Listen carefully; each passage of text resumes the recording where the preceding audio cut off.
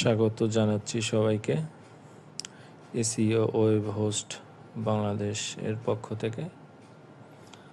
আজকে আমরা একটি ওয়েবসাইটের প্রাইমারি কিছু বিষয়বস্তু সম্পর্কে জানব। তো একটি ওয়েবসাইট বলতে আমরা কি বুঝি? ওয়েবসাইট, এখানে আমরা দেখতে পারি শব্দটার ভিতরেই ওয়েব সাইট। ওয়েব মানে বোঝানো হয়েছে এটা অনলাইনে থাকবে, আর সাইট মানে একটা ঠিকানা বা একটা অবস্থান। তো আমরা মোটামুটি সবাই জানি অনলাইনে এরকম বহু জনপ্রিয় ওয়েবসাইট আছে, যেমন গুগল, ফেসবুক, ইউটিউব, এরকম অসংখ্য ওয়েবসাইট আছে। তো এগুলো সবই হচ্ছে অনলাইনে এরা বসবাস করে, অনলাইন থাকে। তো এই ওয়েবসাইট সম্পর্কে আজকে আমরা জানব। একটি ওয়েবসাইটে সাধারণত তিনটি পার্ট থাকে। একটি ওয়েবসাইটের তিনটি পার্ট থাকে। একটি হচ্ছে ডোমেন। ডোমেনটাকে একটা হোস্টিংয়ের সাথে বা একটা স্পেসের সাথে কানেক্ট করা হয়। এরপরে ওই হোস্টিং বা স্পেসে যে ডিজাইনটা আপলোড করা হয় সেই ডিজাইনটাই আমরা নর্মালি দেখে থাকি। তাহলে একটি ওয়েবসাইটের তিনটি পার্ট: ডোমেন, হোস্টিং এবং ডিজাইন। তো আমরা এখন দেখি ডোমেন বলতে কি বোঝাচ্ছে। তো আমরা যদি একটা ওয়েবসাইটে যেমন google.com-এ আমরা যখন এইখানে অ্যাড্রেস বারে যখন লিখি google.com, তখন এই পেজটা আমাদের সামনে সার্চের এই পেজটা আসে। এই google.com, এই google.com-এর এই যে নামটা google.com, এইটাই হচ্ছে একটা ডোমেন। তো এই ডোমেন নেমের দুইটা পার্ট থাকে।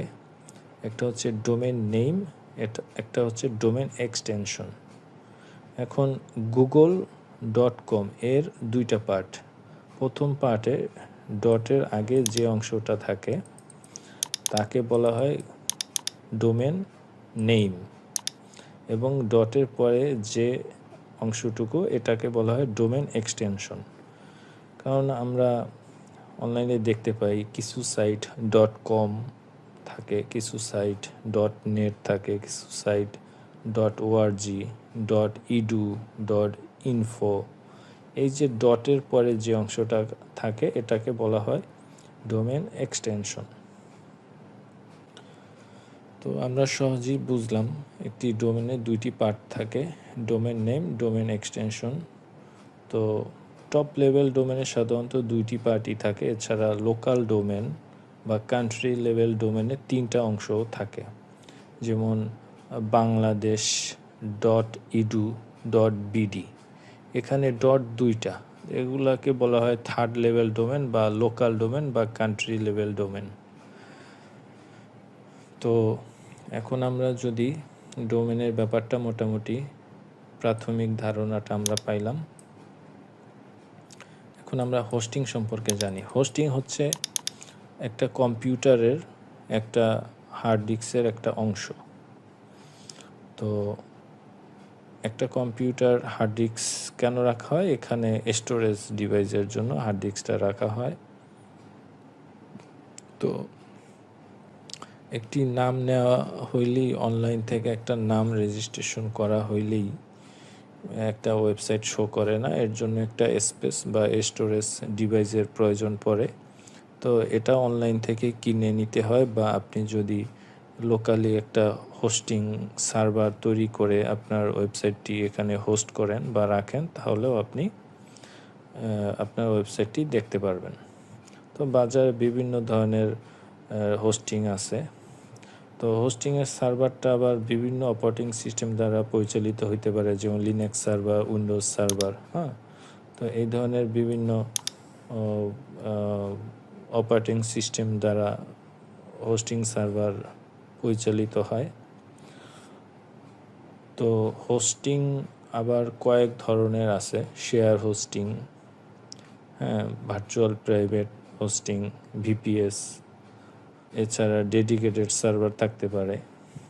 তো হোস্টিংয়ের ভিতরেই মূলত ডাটাটা রাখা হয়।